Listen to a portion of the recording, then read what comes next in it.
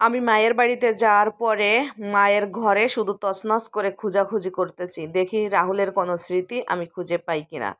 আলমারিটা খুলতে না খুলতেই দেখি যে আলমারির এক পাশে রাহুলের অনেকগুলা চিঠি আমার নামে।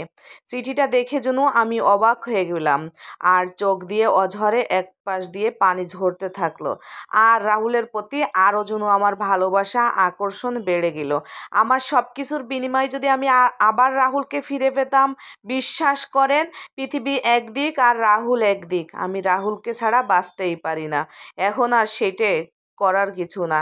যাই হোক, আমাদের যেহেতু দেখতে দেখতে আজকে 5টা বছর, 5.5 বছর ডিভোর্স হয়ে গেছে। আমার একটা সন্তানও আছে 2 বছরের। আবার আমি কনসেপ্ট করছি বাচ্চা পেটে। আজকে আমার বাচ্চার বয়স প্রায় 7-8 মাস পেটে। আমি এত কিছু ভাইবেও আমি রাহুলকে ভুলতে পারি না। আমি আমার মাকে বললাম, মা, আমি তো অনেক দিন যাবৎ এই গ্রাম ছাড়া, আমি একটু গ্রামটা ঘুরে দেখতে চাই। আমার উদ্দেশ্যটাই হচ্ছে আমি রাহুলের বাড়ি যাব এবং রাহুলের সঙ্গে দেখা করব। রাহুলকে আমি ভালোবাসছিলাম, রাহুলকে আমি ভালোবেসে বিয়ে করছিলাম। রাহুলের সঙ্গে আমার 1-2টা বছর সুন্দরভাবে পরিপাটি করে সংসারও গড়ে উঠেছিলাম। প্রথম ভালোবাসা আমার, আমি ওকে ভুলতে পারবো না। যাই হোক, এগুলো আমার বলাটা ঠিক না, কারণ এখন সে অন্য পরপুরুষ, কারণ এখন আমার স্বামী আছে। তারপরেও আমি রাহুলের বাড়ির উদ্দেশ্যে আস্তে আস্তে গুটি গুটি পা দিয়ে হাঁটতে থাকলাম। আর গ্রামটা তাকায় তাকায় দেখতেছি, কতই না স্মৃতি আছে রাহুলকে নিয়ে আমার। কারণ রাহুলের বাড়িটা ছিল আমার বাড়ির একটা গ্রামে পরে যেয়ে। স্কুলের থেকে আসার সময় খেজুর গাছের গোড়ায়, জাম গাছের গোড়ায়, কত চায়ের দোকানে, কফির দোকানে, কত মানুষের অপমান অপদস্থি শুনেও রাহুলকে ভালোবেসে বিয়ে করছিলাম। শুধু সব স্মৃতিগুলো মনে পড়তেছে। এটা করতে করতে দেখি যে দূর থেকে আমি তাকাই, দেখি রাহুল একটা বাচ্চা কোলে করে নিয়ে আমার এদিকে আসতেছে। আমি হঠাৎ করে থমকে গিয়ে দাঁড়াই পড়লাম।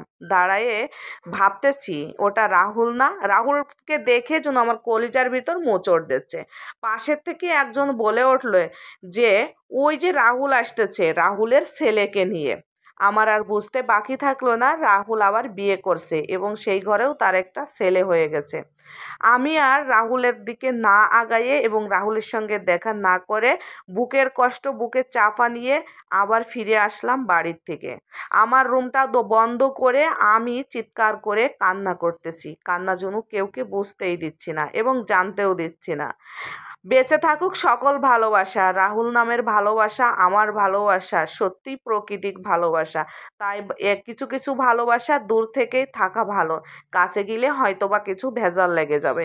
কারণ রাহুলের সামনে যদি আমি যেতাম, রাহুলও আমার প্রতি দুর্বল হয়ে যেত, আমিও রাহুলের প্রতি দুর্বল হয়ে যেতাম। আমারও সংসার আছে, রাহুলেরও সংসার আছে, সে ঘরে তার একটা ছেলে সন্তানও হয়ে গেছে। এই করতে করতে আমি আমার মায়ের বাড়িতে চলে আসলাম। 2 দিন পরেই আমি আমার আবার শ্বশুর বাড়িতে ব্যাক করলাম। শ্বশুরবাড়ি আসার পরে মাশাআল্লাহ আমাদের জীবনযাপন ভালোই চলতেছে। আর রাহুলের জীবনের কথা, রাহুলের প্রতি আমার ভালোবাসা যেন এক বিন্দু একটা সেকেন্ডের জন্য আমার জীবন থেকে সরে নাই। মুহূর্তে সব নিঃশ্বাসে বিশ্বাসে যেন রাহুলের সব স্মৃতি নিয়ে এই রাত্রে ঘুমাই থাকলে মনে হতো যে পাশের বালিশটায় রাহুলই শুয়ে আছে। মাথায় হাত বুলিয়ে আমাকে বলতেছে, তোমার কষ্ট হয়ে গেছে, মাথায় হাত দেই, তুমি ঘুমাও। এরকমের